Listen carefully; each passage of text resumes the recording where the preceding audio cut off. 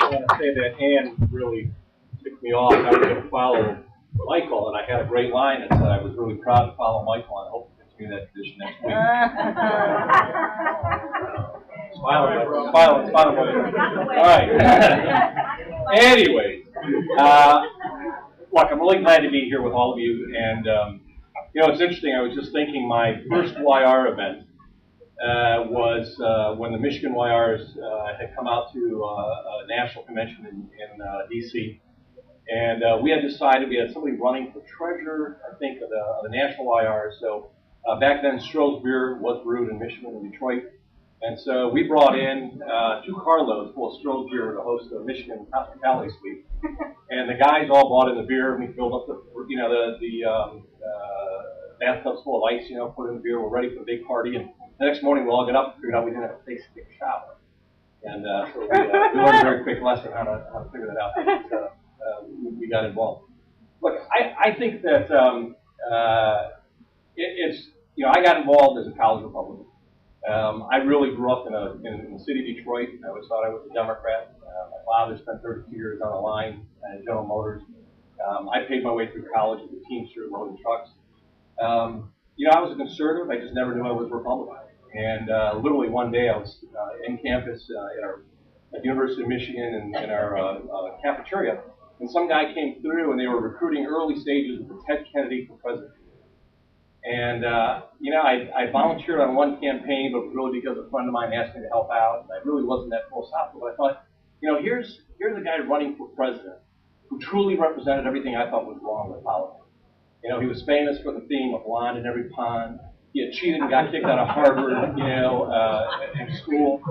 But honestly, I mean, it was the kind of thing that really made me look at it and say, really, this is what people are getting involved in? And I decided I was going to find out what it meant. This was back in 1979. And I was one of those boring econ students. I was on the economics club, and so we always went to Detroit Economics Club to hear speakers. And all the presidential candidates came through. And I remember a young congressman came out who was running at the time. His name was Bill Crane. I think they had 11 candidates. Starting out in 79, they ended up with like 8 or 9, and then there was a huge field, and obviously the Reagan was nominated. And so I went out and listened to all the candidates, had a chance to talk to them as students who always got into the back room receptions and got to meet them. I remember Phil Crane got up, and he gave this great speech, and he was a very conservative congressman. He said, you know, he goes, I'd rather stand on my principles and lose than lose my principles and win.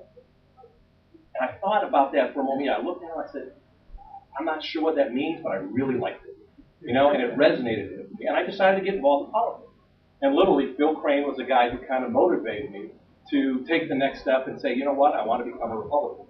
And so I backed him for, you know, I backed a whole lot of losers for presidential campaigns. It's kind of like my standard theory area. I'm always going for the long shot guy. But Bill Crane was a great guy who got me interested in the game. And we ended up starting a college Republican club on campus. In 3 weeks, we had the largest club on campus. For those of you who didn't know, that was when the Iranian hostage crisis took place. So it was very easy to kind of fire up the troops. We did our first meeting and nobody showed up. It was like 6 months. So the next meeting, we bought a keg of beer and brought it out to these speed bumps and organized a demonstration on behalf of the Republicans to protest the speed bumps that the campus administration put out. Packed the place, shut down campus. You know, they had us carried away and did all the drinking and they came in. So it was better. So we were able to get away with that and activate, motivate, you know, young people to get involved in politics. And I think one of the lessons was that regardless of what gets you motivated, regardless of what is the driving reason you get in politics, get involved, make a difference. Don't be afraid to be part of this process. I really think it doesn't matter how young or old you are. It is about what's in your heart, a lot about what's in your mind. And it's critical that we as activists are not afraid to get involved and participate throughout the process. When I was chairman of the college or chairman of the Republican Party, I have a Harley. I've got a road king. I went out to Minneapolis during the Harley 100th birthday anniversary. We rode out over the island of Wisconsin, came in, and it was a great experience. And I was coming back and I ran into a bunch of guys in the college Republican, and they were like freaking out that I was sitting there riding a Harley and I'm chairman of the Republican Party. And I said, there's a lot more of us people out there that are real, what I refer to, or my father referred to as a God, guns, and Dutch Republican. People who share our values but haven't necessarily politicized. I believe we are a center-right nation. 70, 80% of America believes in our values They just haven't figured out what that means. People may think abortion is bad, but they don't have the right to like it. They think you ought to have a right to own a gun, but they couldn't tell you where the NRA came from. It's issues like that that have drawn us together as a culture, but not necessarily politically. And I think that's where the Reagan Democrats came from. I think that's where many of the Tea Party people came from. In the sense that people looked at the process and they wanted to make a difference, and they weren't really sure whether the party was the way to get involved. And I think we really did get a second chance this time around. We have one heck of a responsibility and one heck of an opportunity that we can very easily blow.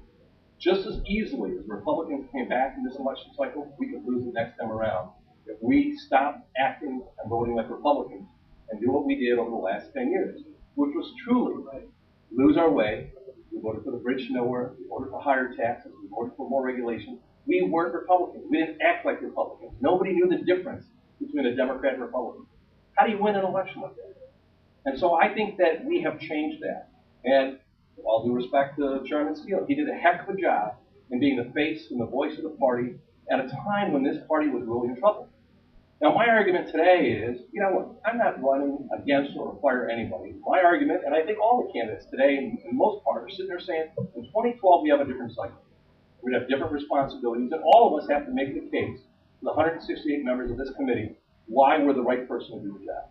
This is going to require fundraising. It's going to require, making trains run on time. It's going to require management, organization, political skills, communication skills, technology skills, you name it.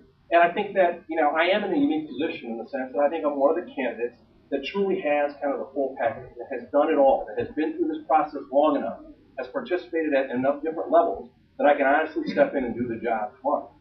And so I'm excited about the opportunities that are ahead of us. I think it's very important that we run a positive campaign and look forward as to what we have to do, that we as a party have a huge responsibility. We as activists have a tremendous opportunity and responsibility to remember that everybody in this room are the good guys. We've got plenty of bad guys outside that we got to go fight. Let's make sure we focus on who the real enemy is, and it's not us.